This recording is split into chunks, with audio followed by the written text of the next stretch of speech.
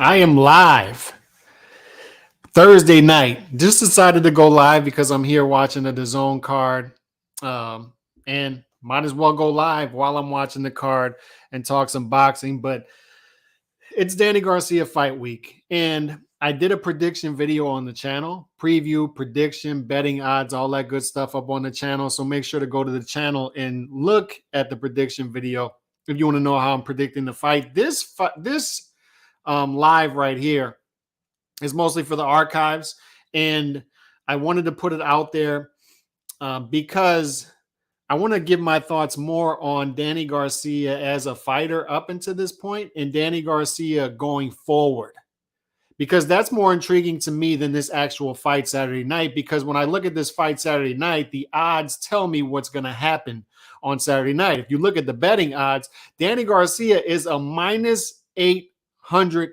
favorite. And we get too many of these fights in boxing. Too many of these fights where a guy takes a year and a half off, and people are like, and that's what they do anyway now. They're all pretty much part-time fighters. So then what happens is we say, oh, since the guy has had a long layoff, he deserves a fight to take it easy, right? An easy fight. And since he's moving up a division, he deserves an easy entry into the division. This is what happens in boxing all too often. And I'm going to do a live tomorrow talking about the history of boxing and comparing different eras in the sport, comparing different fighters from different eras in the sport. And you'll be able to see at that point the big difference in generations. And when we're talking about fighters from 50, 100 years ago, we're talking about two different sports at that point. Two different sports. Shout out to Chauncey Pearls in the building. Make sure to hit that like as you come in, and make sure to leave comments, because I'm going to read them. And I'll respond to them, and I'll post them. And especially if you're catching the archive, which most of you will be catching this video in the archive, make sure to leave comments below in the archives, because I always like and heart them and I'll do all that stuff and respond to them. But this video in particular is where Danny Garcia is now, where he's been in the past, and where he's going in the future, more than this particular fight Saturday night. Because just to recap that, let me get to this comment. Doesn't matter if Danny wins. Don't think his power will transcend to 54, and I don't think he beats any of the top 54s. Yes. And this is what I talk about with the highly intelligent chat that I have. It's almost like we have the same share of brain, because to me, that's common sense from what we've seen of Danny Garcia in the past. This is common sense. This is a common sense comment here. I'm not sure where this sentiment is coming from that I'm seeing, this narrative that I'm seeing out there, that Danny Garcia can somehow turn into a legit 3-division champion, that he can be a legit 154-pound contender. And I think that's the angle PBC is trying to make here with Danny Garcia as well. There's a reason he's at 154. We'll get to that in a minute. First, I'll give my quick preview prediction of the fight this weekend before I get to these comments real quick. I honestly think Garcia is being moved to 154 to eventually be used as an opponent for someone else. See, this is what I'm talking about with this chat. Smart chat. Multiple division champ, but he'll look good on someone's resume even though he's done squat at 154. See, Danny Garcia and PBC are likely thinking two different things here with the 154 move. Danny Garcia believes in his ability. He believes that he could go to 154, look at a different landscape, and pick off top guys in order to try to be a legit.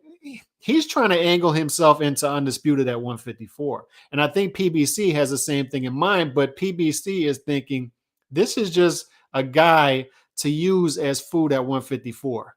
Perhaps we can put him in there with Jamel if that develops for undisputed, if Jamel keeps those belts and keeps defending him. But perhaps also we can put him in there with some guys coming up in order to get for them to clout chase off of his name at 154. But the problem with that is he should be doing that at 147, in my opinion, but he's not doing it. That's why I think them and Danny Garcia have two different things in mind. Danny Garcia is looking for a different landscape at 154. and he's trying to legit become the undisputed 154-pound champion. Don't doubt me on that. Don't doubt me on it. It's not going to happen, but that's what he's looking at. At 47, Danny's power didn't really play a role in his welterweight career. Why would he think he will have any respectable power at 54? It's because Danny Garcia believes in his ability, but what he believes and what is truth are two different things here. He doesn't have the power at 147. Didn't have the power at 147 that he did at 140. So it's definitely not going to translate up to 154. It's not going to translate up to 154. Shout out my guy Nando in the building. They either feed Danny to a Fundora or they want to make the Charlo fight eventually. Yes, that's what I'm thinking as well. First, let's get into the fight Saturday real quick before we get more into Danny Garcia and his future at 154, what we think is going to happen. And I'll pull up some of the things that he's done at 140 and 147, and we can look at that as well. But this fight Saturday night is set up for Danny Garcia to look good. Fundora is a guy, Fundora. What are we talking about now? Jose Benavidez Jr. is a guy who has fought once, I believe, in the past 4 years, if I'm not mistaken. One fight in the past 4 years. Just hasn't been active. Hasn't been active. So when we talk about Danny Garcia, what are these two things these guys have in common? One, they haven't been active. Two, they're very immobile fighters. They're not mobile fighters, flat-footed, stay in the pocket. They're both going to be there to hit and get hit. So when we look at guys who could possibly give Danny Garcia trouble right now moving into 154, one, it would be guys with some lateral movement with a good chin. Two, it would be guys who have been active, who can take advantage of possible Danny Garcia ring rust, right? And the issue with Benavidez is he's not going to be able to take advantage of possible Danny Garcia ring rust. He's just not. He hasn't been active himself. He's been less active, in fact, than Danny Garcia, who I believe has fought 6 times in the past 5 years and only once in the past 2 years. This is his first fight in almost 2 years. So he's not a guy that is going to jump on Danny Garcia early and take advantage of the ring rust. He's not a guy who's going to take advantage of Danny Garcia's flat-footedness. Danny Garcia is going to be able to get inside of his reach and go to work with the hooks. This is a stationary fight. Both guys are immobile. Benavidez Jr., because of being shot in the right leg in 2016, he's a one-legged fighter. That has affected his boxing ability big time. Big time. If you watched him fight back then versus what he is now, huge difference. Huge difference. He's not a mobile fighter. He just can't do it. He's a one-legged fighter. Danny Garcia is a flat-footed fighter. So they're going to be there in the pocket. So it's going to be one of those fights. The interesting thing about this fight, though, is if you look at the betting odds, they tell us a picture. Danny Garcia, a huge favorite. So they think Danny Garcia is just a better fighter than Benavidez, even at 154, even moving into 154, even against a bigger, naturally bigger guy. Two, it tells us if you look at the over-under is priced at 10.5. So anytime the over-under is priced at 10.5, they're telling you either this thing is going to the decision or it's not. That's it. And when you see the over-under at 10.5 with the over being the favorite, which in this fight, the over is minus 270, that's telling you that they're very confident that this fight is going to decision. And they're confident that this is going to be a Danny Garcia decision fight. And I agree with them. I don't see anything. And look, the fights aren't on the paper, right? So I'd love to see Benavidez give Garcia a great fight. I'd love to see it get sketchy for Danny Garcia, just as a boxing fan who wants to see a good fight. I don't want to see mismatches. And this fight on paper is a mismatch. That's what the odds makers are telling us. Minus 800, dude. That's a mismatch on paper. I would love to see Benavidez throw that in the odds maker's face and give us a good fight.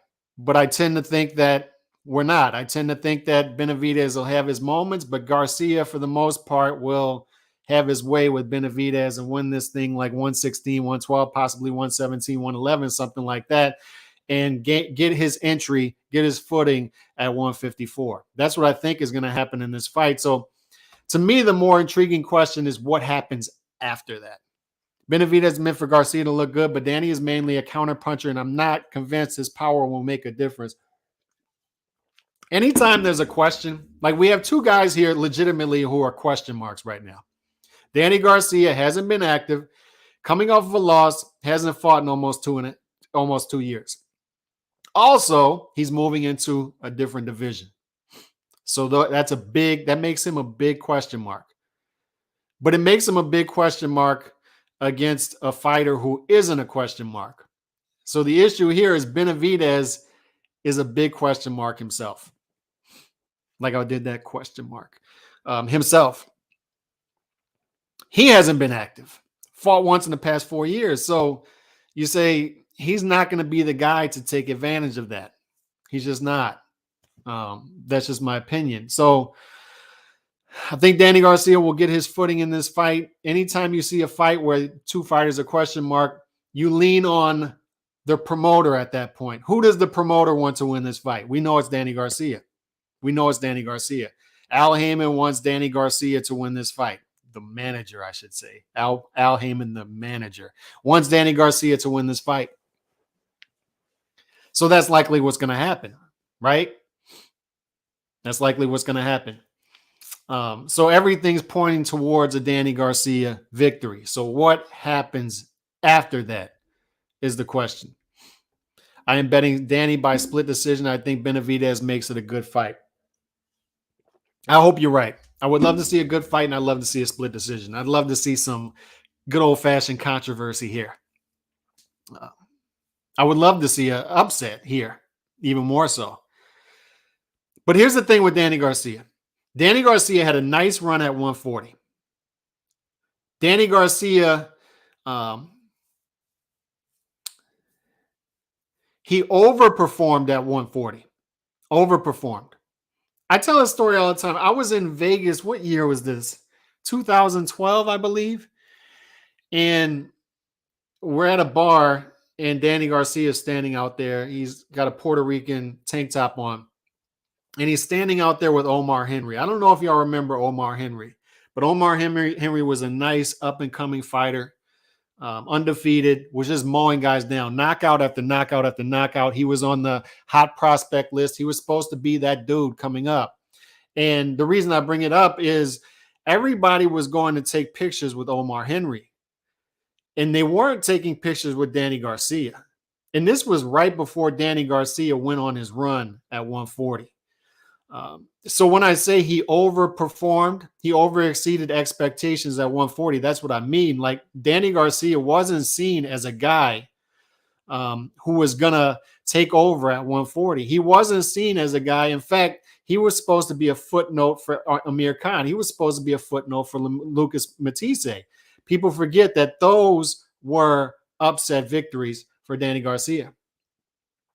Those were upsets. And Danny Garcia ended up exceeding expectations at 140, but then with the expectations growing, he underperformed at 147. People expected him to win certain fights that he did not win. People expected him to be a top 3 or 4 guy at 147, and to me, that never really developed because he was losing his big fights, his meaningful fights at 147. I expect that cycle, that trajectory to continue here. I don't see any reason why it wouldn't. 154 is a division where guys at the top are mixing it up. They're sharpening their swords. They've been in there with each other consistently. Top guys in the division have been in there with each other consistently at 154. These dudes are built for confrontation. This isn't 147 where you had business getting in the way of the top fights being made, right? 154, it resembled the sport more than it did 147. 147 resembled the business. 154 resembled more of a sport. Guys at the top are mixing it up, fighting each other. 147, we still haven't had the two top guys. This fight is still not signed between Crawford and Spence. Still not signed. What are we? July? We're almost into August. Errol Spence fought over 3 months ago. Terrence Crawford fought, 7, 8 months ago? And the fight's still not signed. And that's going on 4 years. And I've been told for 4 years that the fight wasn't being made because they were on two sides of the street. And now they're on the same side of the street. And now 3.5 months into negotiations and nothing. So that sums up the 147-pound division. We've had the two top guys in the division for 4 years not fight each other. Then we've had guys underneath that not mixing it up the way they should be mixing it up. And now we've got a division at 147 in which Danny Garcia could be a glorified gatekeeper in that division. He's not. He's moving up to 154. Sean Porter retires. Adrian Broner's trying to fit his big frame into 140 because he doesn't want to be a gatekeeper at 147. And then Keith Thurman out there saying, God only knows what Keith Thurman wants to do. God only knows what he's out there saying. He's saying something today about he's not going to be a gatekeeper for younger fighters coming up. So now you've got the younger fighters coming up with nobody to clout chase off of because of these PBC fighters who have names who refuse to get in there with the younger competition. And now you've got Errol Spence and Terrence Crawford at the top who God only knows if they're going to fight. God only knows if they're going to fight. So Garcia Lubin probably be a good fight. And and I think Lubin would beat him. After this fight, I don't see Garcia being successful too far after that at 154 unless they feed him some journeyman until Garcia is ultimately fed to someone else. To keep it real, I hate seeing them sell Garcia at 154. Their play is too transparent. I'd rather see him mix it up with young lions at 147. I agree. And that's the issue that I'm having is these older PBC fighters who have been around the block and have exhausted their options at the top because the two top dogs have revealed themselves. It's Errol Spence and Terrence Crawford, and we've known that for 4 years. We've known they're the two big dogs, but at least they're clearly the two top at this moment. Whether they fight each other or not, I don't know. But these other guys have exhausted all other options. Keith Thurman has exhausted his options. They're trying to elevate him with the WBC. They've elevated him. They're trying to sell us Errol Spence versus Keith Thurman possibly happening. We don't want to see it. We don't want to see him in there with Terrence Crawford. We want these guys to serve their purpose to the division. There is a market at 147 for a glorified gatekeeper. You can be the A side against a young lion. You'll be the underdog in the fight. You'll likely lose, but you'll be the A side. You'll make money. Nobody wants to do it. Broner doesn't want to do it. Porter retired. He doesn't want to do it.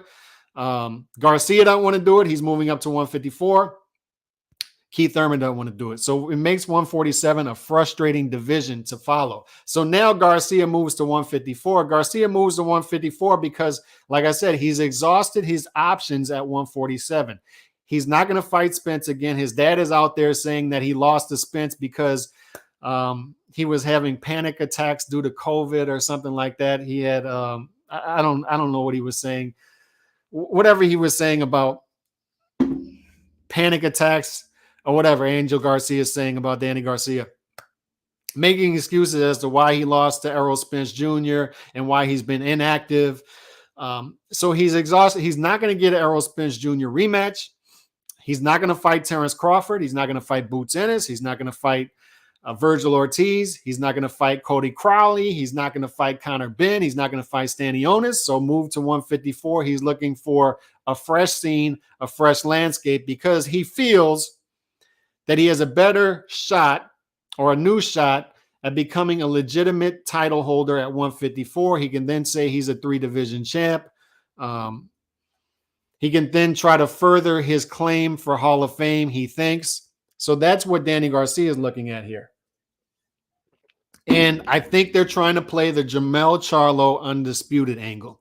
And I think PBC could possibly be doing that too, or using Danny Garcia for a glorified gatekeeper at 154 without Danny Garcia knowing it.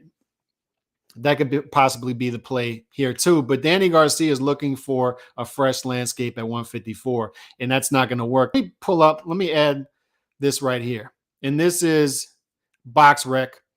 And we're going back to his run at 140 real quick, up to 147 and up to current date. This is why I say his run at 140 is good. He used glorified gatekeepers at 140, guys past their prime. Nate Campbell, Kendall Holt, Eric Morales. These are all guys past their prime. And this was the fight I was talking about.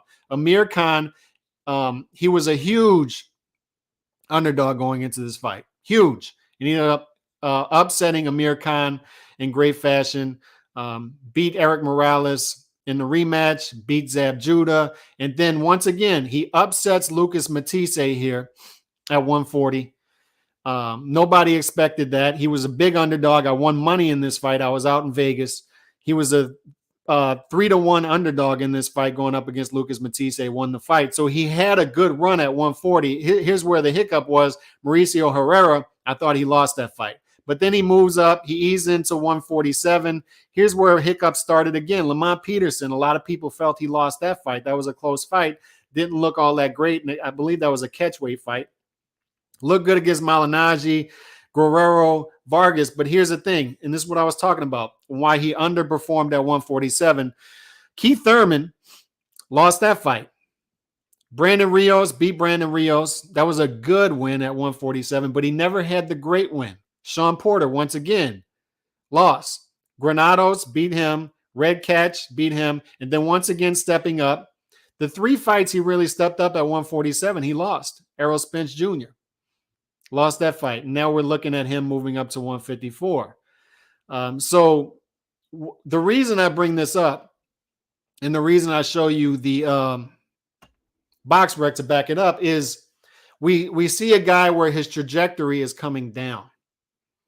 Over exceeds at 140 expectations.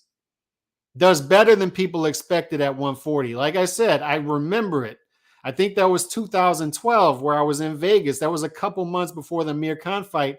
People were not lining up to take pictures with Danny Garcia. They were lining up to take pictures of Omar Henry. People did not expect Danny Garcia to go on and have the run that he did at 140. And good for him. Over-exceeded expectations. Had a good run at 140. 147 had some decent wins, but each time he stepped up, the 3 times he really stepped up against top fighters at 147, lost the fights, came up short. That's his legacy at welterweight. So good legacy at 140, average legacy at 147, and I don't expect it to go up as he moves up in weight class, not only because he's moving up, so naturally it's going to be more difficult for him going up against bigger competition. His power, especially the left hook, that's what he's known for, right? He was a hellacious puncher at 140. 147 at the top, not as much. Didn't translate as much. Now at the top at 154, it's definitely not going to translate. So I ask myself, what else does Danny Garcia bring to the table at 154 that's going to even things out for him now that he doesn't have an equalizer against top competition? Because he's going to have something else except a left hook, a powerful left hook against guys like Jermell Charlo, against guys like Brian Castano, against guys like Sebastian Fundora, against guys like Tim Tszyu, against guys like Erickson Lubin. Because these guys are nothing to sniff at, man. I'm telling you. This is a division in which guys are mixing it up. They're sharpening their swords. They've been mixing it up at the top. They're used to getting in there with other guys. They're used to it. They're used to getting in there with other dudes at the top. They're fresh. And for Danny Garcia, who has been largely inactive, not used to fighting tough fight after tough fight after tough fight. Just look at Jermell Charlo's resume, if you don't believe me. That dude's been about that life for about 5 years now. Jermell Charlo is one of the bright sides of boxing right now. And you look at guys like Erickson Lubin who have been mixing it up. Sebastian Fundora, who wants a piece of everybody right now. Brian Castano, we saw what he was capable of in the first fight against Jermell Charlo. And he had moments in the second fight against Jermell Charlo. So what I'm saying here is Danny Garcia may think it's one way, but it's the other here. Remember the Marlowe quote in The Wire? You may think it's one way, but it's actually the other way. And that's what I think Danny Garcia thinks he's going into a more favorable landscape. But I think he's going to be shocked as to what he discovers after this fight, if they step him up after this fight. Because I don't think any of these matchups are favorable to him. The power did not translate at the top of the welterweight division for Danny Garcia. What would make anybody think that the power would translate at the top of 154? And I mean, you can correct me if you think I'm wrong in the comment section. If anybody out there thinks that Danny Garcia can translate at 154, I'd like to know what you see. Because right now I see a largely flat-footed fighter who has been heavily dependent on power, particularly in the left hook throughout his career. And it worked for him at 140. Hellacious power at 140. 147, we saw at the top, the proof is in the pudding, not as much. And 154, I think it would be even less so. I don't think that Danny Garcia can be a top 5 154-pounder. Danny Garcia right now isn't a top 10 welterweight. So what would make people think that he can be a top 5 junior middleweight? What would make people think that he could be a top 10 junior middleweight right now? He's not in his prime. That's already come and gone. People think that, like, this is another thing I've noticed before I get to some of the comments in the comment section. People think that primes last a lot longer than they actually do. Right? Like, what would you consider Michael Jordan's prime? Like, Michael Jordan was great throughout his career for a long time, but what would you consider his prime? Like, prime is prime. Like, that's when that dude was that dude. Like, you can be great for a long time, but prime is prime. Like, Errol Spence Jr. is not in his prime right now. Terrence Crawford is not in his prime right now. Imagine thinking Errol Spence Jr. after a Ferrari crash, after an eye injury. Imagine thinking that a 36, 37-year-old Terrence Crawford, they're in their prime. They're not. They're not. That doesn't mean they're not great fighters. That doesn't mean they're not top 5 pound-for-pound fighters still. They're still great, but prime is prime. And both of them are a little past it, and Danny Garcia is definitely past his prime. Jermell, I think, is in his prime. Castaño in his prime. Fundora entering his prime. I don't think he's there yet. Tim Tszyu not there yet, but young. Both young. Erickson Lubin, prime. And Danny Garcia, I don't think stylistically matches up. Also, I don't think at this point in his career he matches. I don't think he matches up as far as the weight. I think he's descending in his career. Descending in his career. Shout out General. Big up Cali. Boxing diet. I remember it kind of went down for him after the Mauricio Herrera fight. I thought he lost that fight, clearly. And you're right. After that, they made the move to 147. And there were moments at 147, right? There were moments, but people expected something of Danny Garcia at 147 that they never got. Some people will never admit that. There'll always be revisionist history. But when Danny Garcia moved up to 147, they were promoting the PBC fighters as this new era of great welterweights. And I'm going to talk about this tomorrow on the show because I want to make a point of boxing history. But if you look at 15 years ago, and you can Google this, July 2007 rankings, I was interested of knowing what the division looked like at the welterweight division 15 years ago to the date. There were some killers in that division. Killers. Mayweather was at the top. Mosley was in there. Undefeated Cotto. Undefeated Paul Williams. Margarito was in there. Carlos Quintana. Kerman Cintron. Zab Judah was still in there. And these guys were mixing it up with each other at the same time. And then you had Manny Pacquiao, who was still at 130 training for the Marco Antonio Barrera fight in July 2007. But this is how strong and how interesting the welterweight division was at the time. And I remember when PBC was first starting their free boxing campaign and network television campaign, they were promoting these welterweights as the next great generation of welterweights. And that picture never developed the way PBC wanted it to develop. And a lot of it had to do with playing it safe with certain fighters. And a lot of it had to do with these fighters just didn't develop the way that the PBC promoted them to develop. And Danny Garcia was one of them. Each time Danny Garcia stepped up at 147, he lost. There are some good wins there. Brandon Rios, good win. It's a decent win. And some others, but the great win, the big win at 147 escaped him. And that's why I kind of laugh when people start to bring up the Danny Garcia Hall of Fame talk. It's like, man, shouldn't you demand more of fighters when we talk about Hall of Fame? We're talking about legacy. We're talking about the great fighters. In order to be a Hall of Famer, you have to separate yourself from the other great fighters of your era. And Danny Garcia didn't even come close to doing that. Where's the great win at 147? Where is it? Where is it?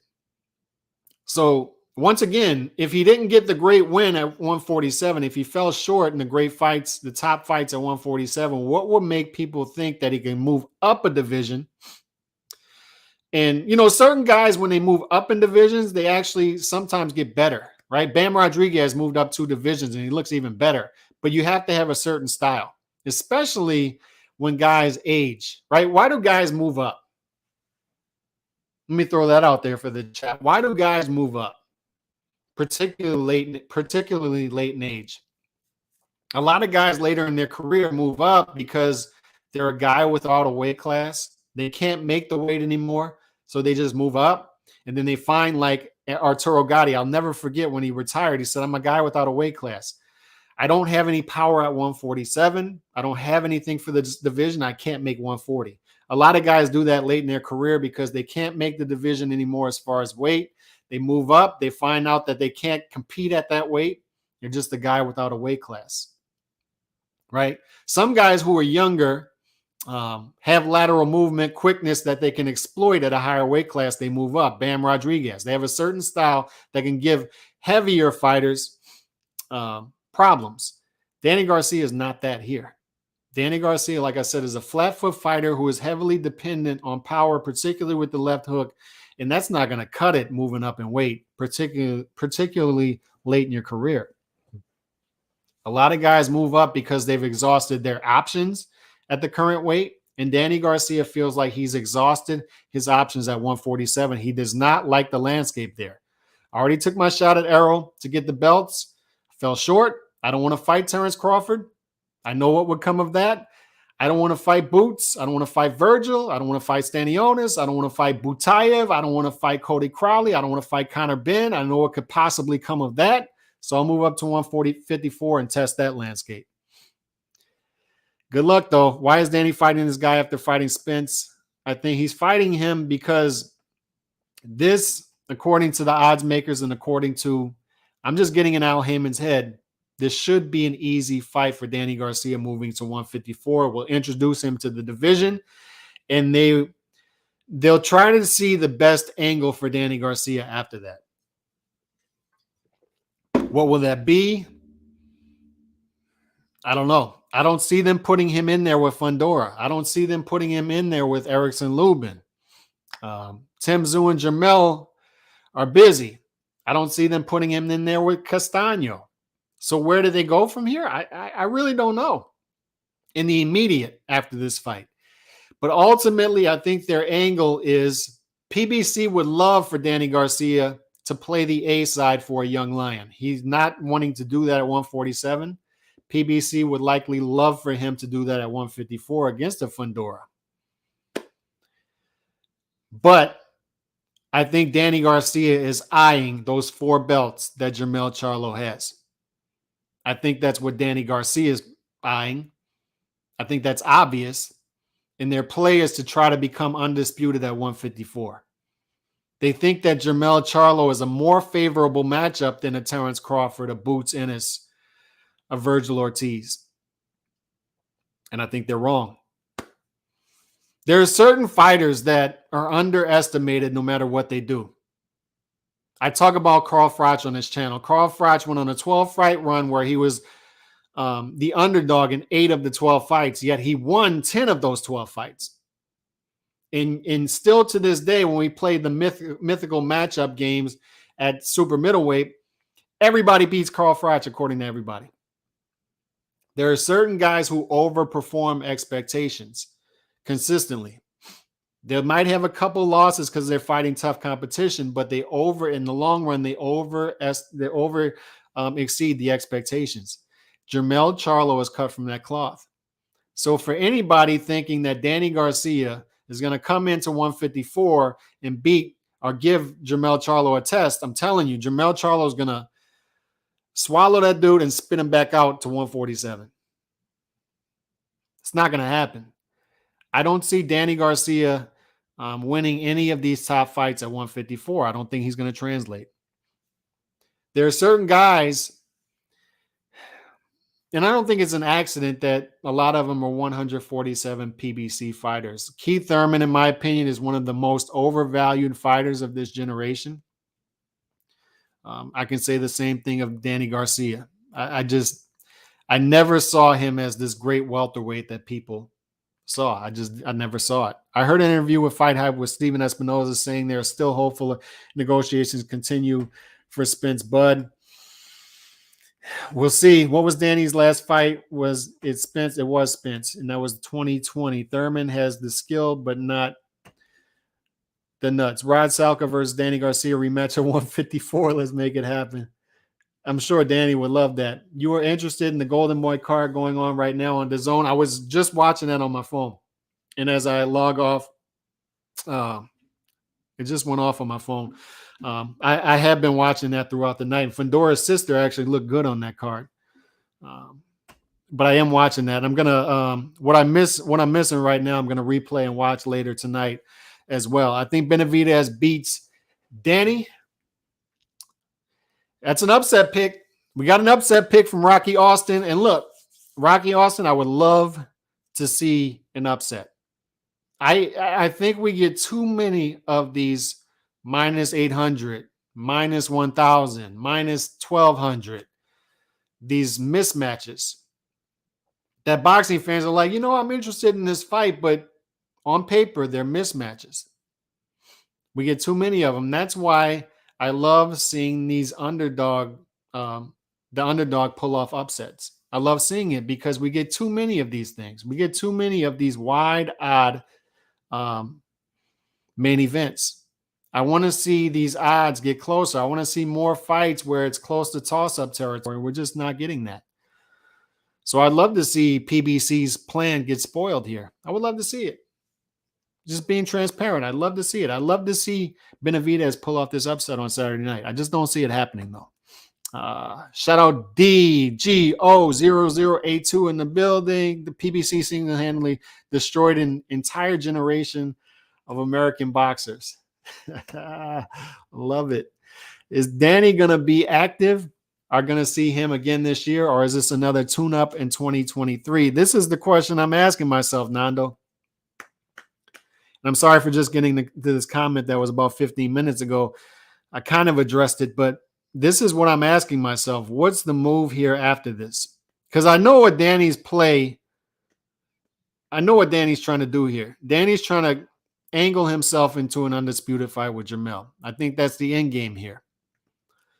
But when I look at what's PBC's angle here, because I'd love to see Danny serve as a glorified gatekeeper at 154 if he's not going to do it at 147. Put him in there with Fundora, and Fundora would wipe the canvas with him. But when I look at Danny Garcia's career the past 5-6 years, it's tune-up, inactive, big fight. A little inactive, okay fight, big fight. That seems to be the trajectory here. When he was at 147, the past 5 years, I think he has 6 fights. Somebody can correct me if I'm wrong. So is this going to be one of those things where it's like you're expecting something to happen here? You're expecting him to get in there with a Fundora. You're expecting him to possibly get in there with Jermell, and then it ends up just being a dud because PBC sees that there's nothing there. Because I don't see how this guy can be a top 10, definitely not a top 5 154-pounder, given what we've seen the past 5-6 years. So is this a scenario in which it's just a dud? Like, he gets up there, even if he looks good against Benavidez, and we don't see him for another year. and then it's just against a random dude at 154. Or a welterweight. He could possibly fight a welterweight at 154 because we see a lot of that right now, right? Ryan Garcia's last 2 fights were against 135 pounders at 140. So we see that too. So is this just Danny Garcia moving up to 154, possibly because he can't make 147 anymore and not much is going to happen there? That's a possibility as well. We have to throw that out there as a possibility. Sad thing, because of Danny Garcia's accomplishments, I can see some casuals seeing him as a viable opponent for someone at 154. Danny's dad too smart to allow his son to be used as cannon fodder. Danny beats Castaño, Zoo, in my opinion. I don't see it, man. I don't see it, GOAT. I don't see it. Why you really think there are 10 welterweights better than Danny Garcia? Look at the rankings right now. The rankings tell you that there are 10 welterweights better than Danny Garcia. Let me circle back to that in a minute. Shout out Nando. Appreciate the super chat, bro. I think you nailed it. PBC is going to use Danny to finally get Jamel on pay-per-view going forward. Showtime can barely afford the Zoo fight till next year, and I think that's the play. I think that's the play, because when I look at this thing play out, and then the more I think about it and just talk about it, if he's not willing to play the gatekeeper at 147, what would make us think he's willing to go up to 154 and play the gatekeeper? So that would leave Fundora out. Not going to fight Zoo. He's not going to fight Erickson Lubin. Like, I mean, who would he play the gatekeeper for? Like, who would they feed him to? It would be Fundora, right? And if he's not willing to get in there with Boots Ennis, Virgil Ortiz, what would make us think he's going to get in there, move up a division and get in there with Fundora, that beast? So the only angle here that I can see is this one that you're pointing out. PBC is going to use Danny to finally get Jamel on pay-per-view going forward. We can do a Jamel Charlo versus Danny Garcia pay-per-view on PBC because we know PBC loves the pay-per-views. Do that for all the belts at 154 if Jamel were to get past Tim Zoo. I think that's your play. I think that's what we got going on here. And I'm telling you, if that happens, Jamel's going to wipe the floor with him. Wipe the floor with him. It'll be an easy night for Jamel Charlo, I'm telling you. And I hope they make that close to even odds because I will jump all over that. But back to the welterweight thing, in the top 10 welterweights, and if I see 10 welterweights better than Danny Garcia, yes, according to the rankings. According to the ranking, look at all the young talent you have in there. And you have to build up equity in order to, like, I understand Virgil, I understand Boots, Stanionis, Cody Crowley, Connor Benn. I understand they don't have the resume that Danny Garcia has, but there's a reason for that. They just haven't had the time to do that yet. So we're going off the eye test, and then you have to balance that with the equity that these other fighters have built up to that point to see if those other fighters can stay in the rankings given what we're seeing off the eye test of these other guys. I don't understand for the life of me why Keith Thurman, I'm looking at rankings out there and people have him somewhere between 5 and 7. I don't get it. I don't get it. He hasn't fought a welterweight since Manny Pacquiao over 3 years ago. He hasn't beat a welterweight, like a legit welterweight, in 5 years. So where is the equity built up to where this guy can be still a top 7 welterweight? I don't see it. I don't understand how he's still in the top 10 welterweight rankings. And this is why I say Garcia and Thurman are two of the most overvalued fighters I've seen in the modern era, is they just haven't built up that equity in the division as of recent, of course, especially. What's his big win at 147 to where he's built up this equity to stay in the top 10 over guys like, I mean, of course, we got Errol Spence, Terrence Crawford, Yordenis Ugas. We've got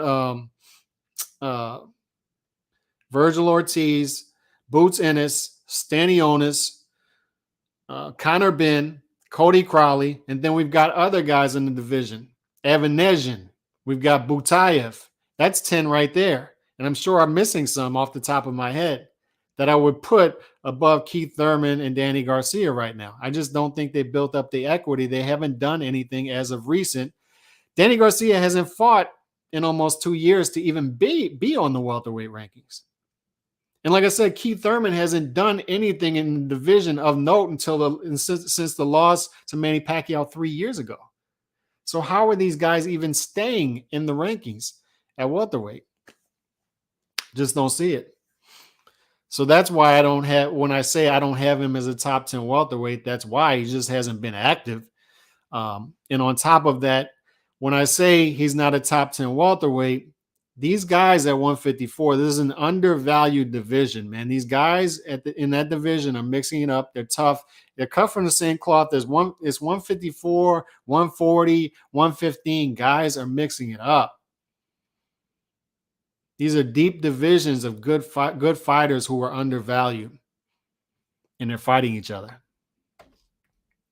How is Danny Garcia going to get a fight with Mel when Mel has a bunch of mandatories lining up? And wasn't Mel going to move up to 160 soon anyway? That was the talk, and somebody talked him out of it, and it's going to be Tim Tszyu. And also, when we talk about mandatories lining up, Al seems to have a way of getting rid of mandatories, and mandatories can always be paid some step-aside money as well. I think, who is it? Stanionis, I believe.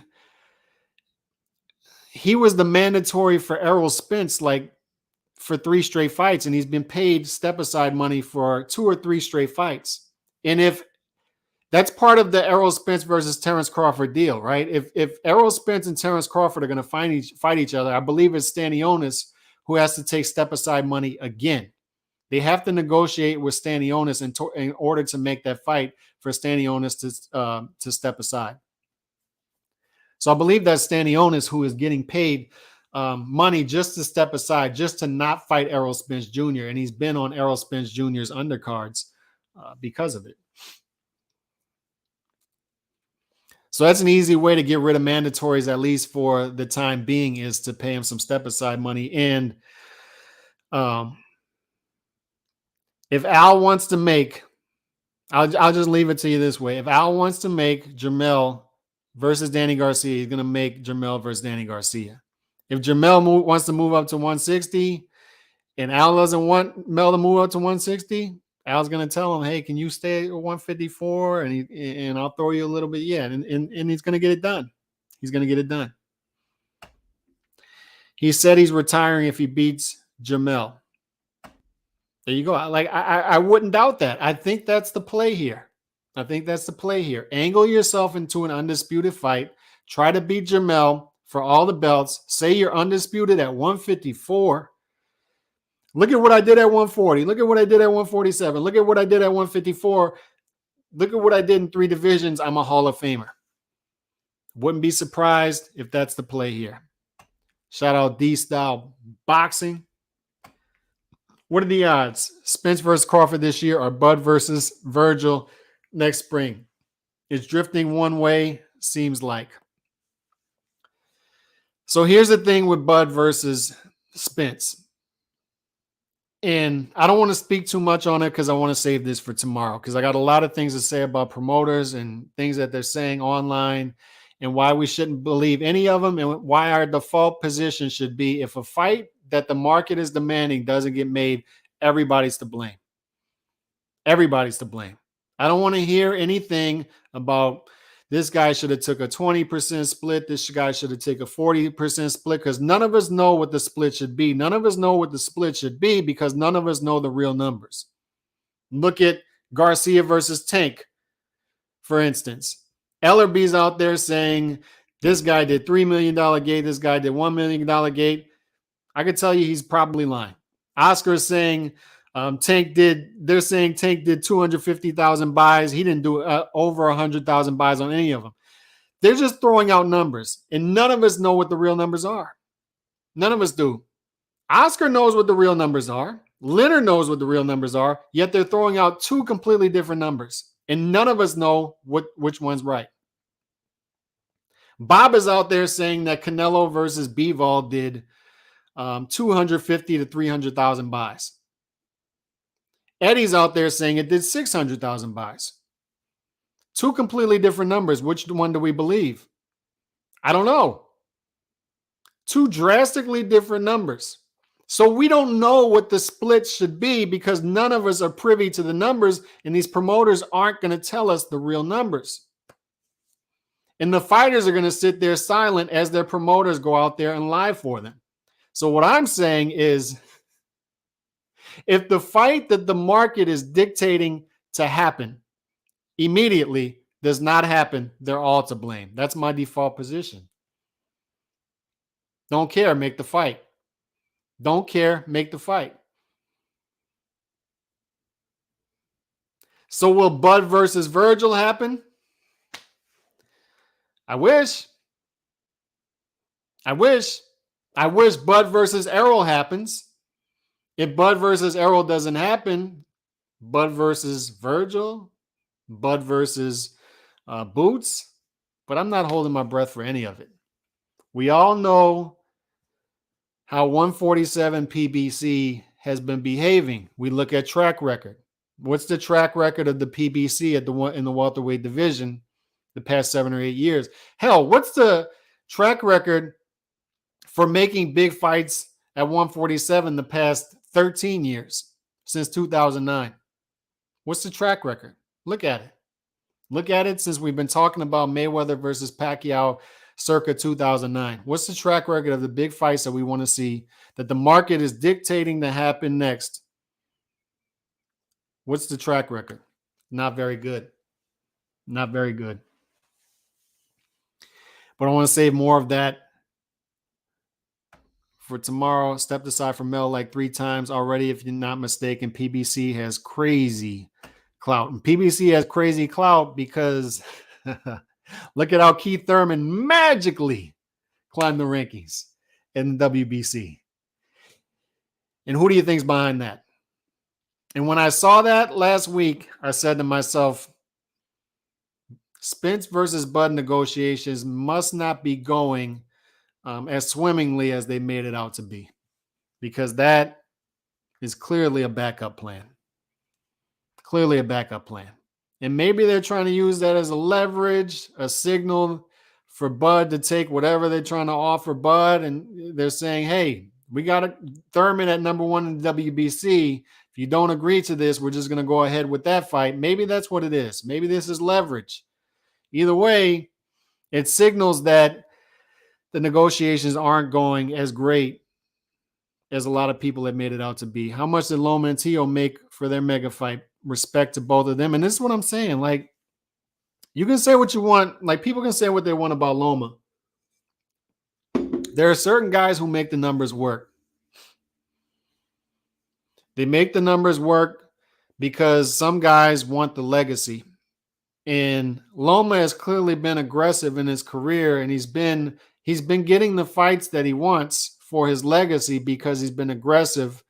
And from what I hear, and being a little generous and giving money to the opponent in order to get the opponent in the ring. But this right here, I've been bringing up this point for the past couple of years, is when we were in shutdowns and nobody was fighting anybody, there were 2 guys who decided they were going to make a fight that they wanted for their legacy in an empty ballroom. Lomachenko and Teofimo. Teofimo took a gamble on himself, and he won. He beat Lomachenko in an empty ballroom when everybody else was sitting back and saying, I don't know what I'm doing right now. I'm just going to hang out. They're having anxiety. And these 2 guys fight each other. And Teofimo wins. Big ups to Teofimo. And you're right. They took a risk. And they made it happen. Certain guys make it happen. And certain guys demand, they knock on their promoter's door and demand a certain fight be made. Certain guys don't. Bud was complaining and now suing over 5 million minimums. Now he's not sniffing that. No bidding war. You're right, Nando. You're right. And this is what we talk about laziness in your career, right? Like promoters get lazy in promoting certain guys. They don't look at long term. They just take the short term money with site fees. They don't promote the fights the way they should be promoted. Fighters take minimums and don't really get out there and take gambles on their careers early on. They get comfortable with the minimums. They re-sign for more minimums. They don't, and then they complain about not getting the fights that they should be getting. And then they go out in the open market, and what happens? They realize that I wasted some time here. I'm not worth what I thought I was worth in the open market. I think you're right. On that note, man, I'll be back tomorrow. This was just an impromptu. I'm going to go catch the rest of this DAZN card. I'm out. Peace. God bless.